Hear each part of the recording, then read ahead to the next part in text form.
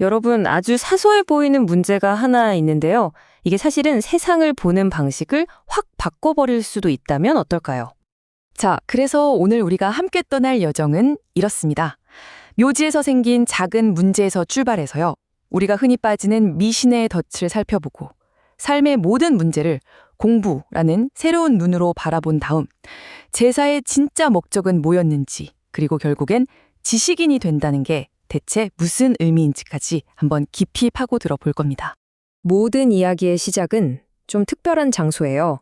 바로 묘지입니다. 많은 분들에게 익숙할 수도 있는 그런 상황에서 비롯된 아주 단순하지만 꽤나 골치 아픈 문제에서 시작됩니다. 바로 이거예요. 조상님 묘에 잔디가 안 자라는 겁니다. 정말 단순하죠?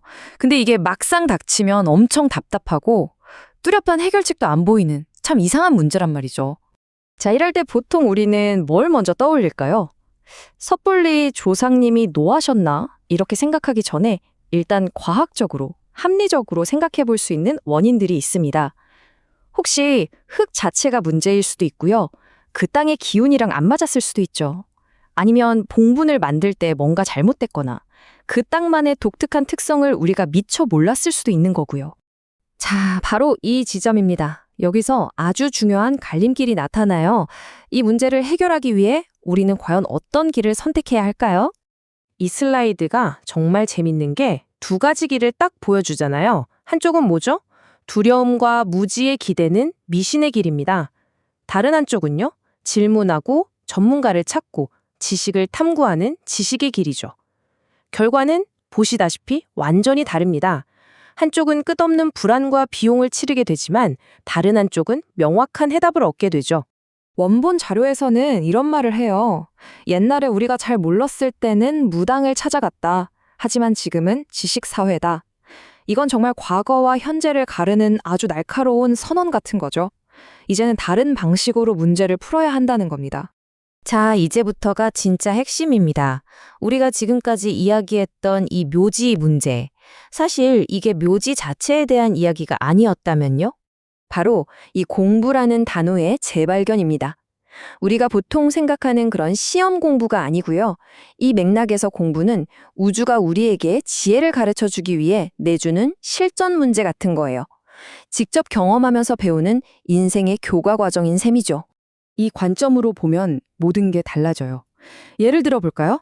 만약에 사기를 당했다고 쳐요. 아, 재수없어! 가 아니라 이건 우주가 너 사람 보는 눈 좀 키워라 하고 내준 아주 비싼 수업료를 낸 공부인 겁니다.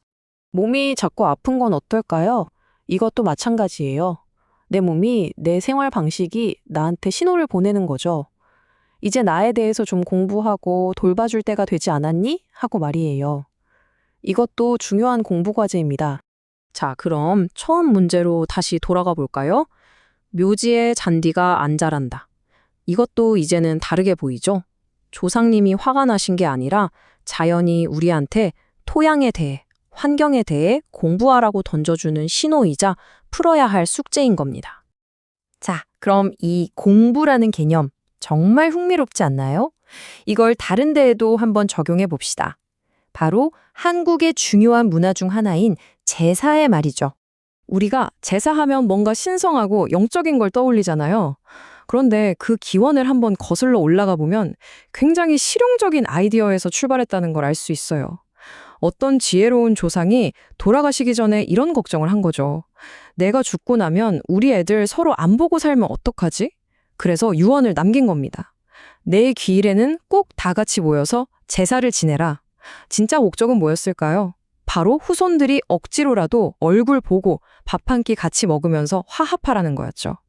제사 음식은 사실 돌아가신 분을 위한 게 아니라 살아있는 우리들을 위한 거였던 거예요. 그래서 이런 말이 나오는 겁니다. 제사는 조상님 밥상이 아니라 후손들의 화합을 위해 만들어진 것이다. 이 본질, 이 핵심을 이해하고 가족들이 평소에 더 잘 화합한다면 사실 제사라는 형식 자체는 그리 중요하지 않을 수도 있다는 거죠. 오히려 살아있는 사람들의 즐거운 모임이 될 수도 있고요.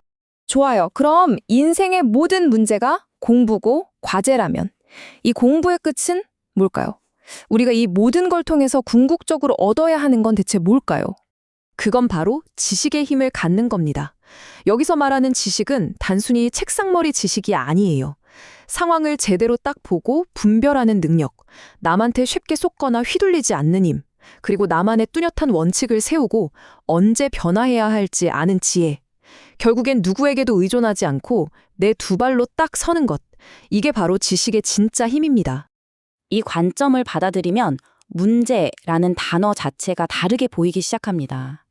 문제는 더 이상 골칫거리가 아니에요. 그건 신호입니다. 이봐, 너 이 분야에 대한 공부는 이제 끝났어. 졸업할 시간이야. 이제 다음 단계로 넘어가. 라고 알려주는 아주 중요한 신호인 거죠. 자, 오늘 이야기의 마지막입니다. 결국 이 모든 것은 여러분의 선택에 달려 있습니다. 바로 내일 여러분 앞에 나타날 그 문제를 여러분은 저주라고 생각하시겠습니까? 아니면 내 인생의 교과 과정에 포함된 또 하나의 소중한 공부라고 생각하시겠습니까?